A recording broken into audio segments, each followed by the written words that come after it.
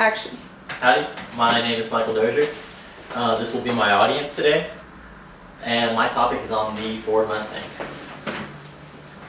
Have you ever felt the wind rushing through your hair while riding on the back of a couple hundred horses of American muscle?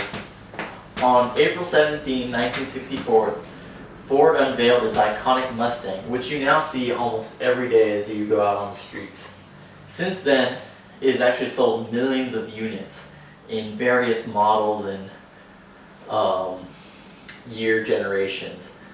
People choose to either upgrade these physically and increase the horsepower to make them obviously go faster, or they choose to just change the appearance and make them look nicer for their own personal gain or to show off to other people. I chose this topic because I've enjoyed the Ford Mustang ever since I was a child, and someday I hope on having a small collection of them in my own garage. In this slide, I show various models of the Ford Mustang as it's changed over time. It is actually, Ford Mustang actually sold 1 million units within its first 2 years of production.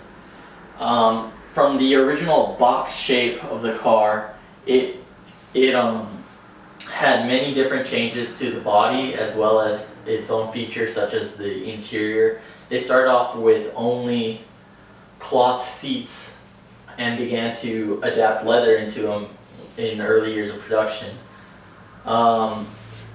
It actually started changing and becoming more modern, as you see in the later early 2000 models, where they became more rounded. It went from the square shape to a round shape, which appealed to many customers many fans of the original cars. In 2005 though, they decided to have a throwback and make their new model very similar to their old one, which you see here compared to the top two on the left.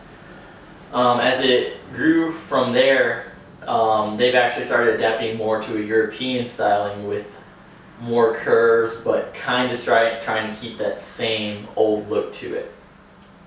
One of the main flaws throughout its 50 years of production, which is actually one of the only cars to still be in production compared to the Camaro and the Corvettes, is that in the late 80s, they almost made this a front-wheel drive car, which is a big no-no to most car fanatics who know that if you want any power put down to the ground and getting down the track on these drag races, you want your power directed toward your back wheels.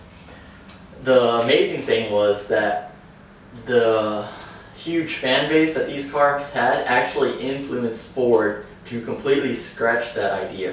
If it weren't for them, it would be probably one of the biggest mistakes in American muscle history.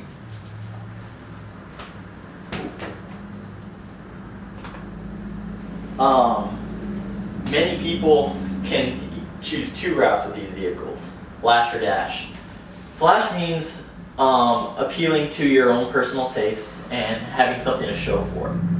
On the car on the left, you see this very different paint job, and the spoiler on the back end is it's almost overcompensating. But people enjoy walking out to their car and seeing this in the morning, and it's a type of vanity. You like to show yourself off.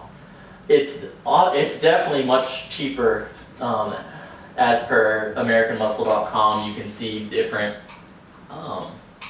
price ranges on these. All this styling is on a college budget, you can afford it.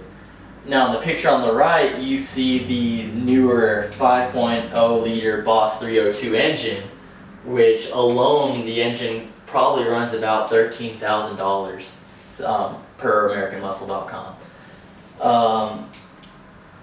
That upgrade alone would lead to probably about 100 horsepower gain in the performance.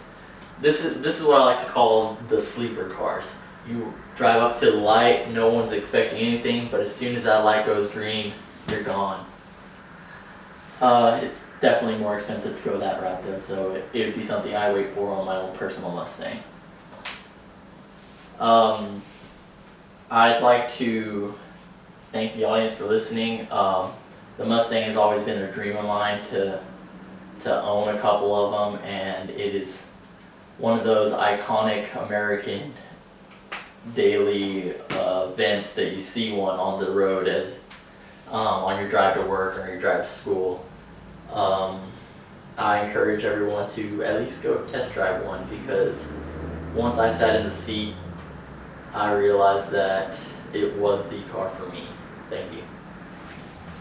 Oh, and my audience is still here.